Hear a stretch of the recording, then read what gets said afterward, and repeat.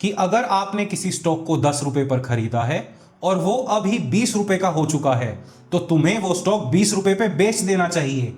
अगर तुम उस स्टॉक को 20 रुपए पर नहीं बेच रहे हो, then you are a buyer at ₹20। इसमें वो आगे ले आते हैं द शार्क एनोलॉजी को, कि भाई शार्क्स की तरह हैं हम, we always keep moving forward.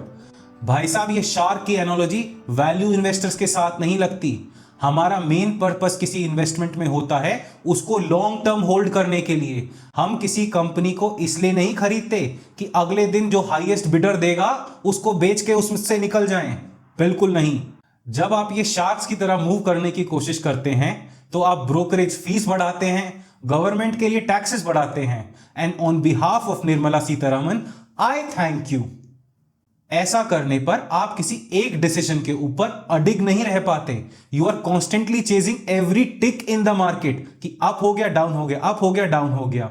अब ये वैल्यू इन्वेस्टर्स का बाय एंड होल्ड का क्राइटेरिया ये आया कहां से? अगर आप अपनी कंपनीज को सेल नहीं करेंगे तो असली पैसा कहां से बनाएंगे? एज अ वैल्यू इन्वेस्टर आपने कंपनी में इन्वेस्ट किया बहुत ही चीपर वैल्यूएशंस पर। If you buy things for far below what they're worth and you buy a group of them, you basically don't lose money. You are never precisely right. You are approximately right about a business and you try to grow with the business.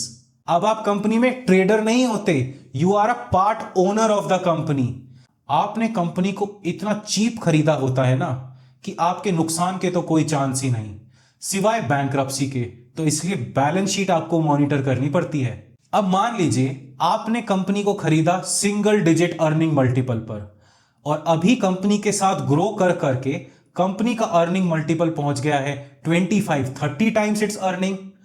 अब वो 30 times it's earning से company गिर जाए 30%, ठीक है, तो आपको क्या नुकसान? आपकी जो इनिशियल इन्वेस्टमेंट है उसमें ये लॉस थोड़ी ना आ जाएगा।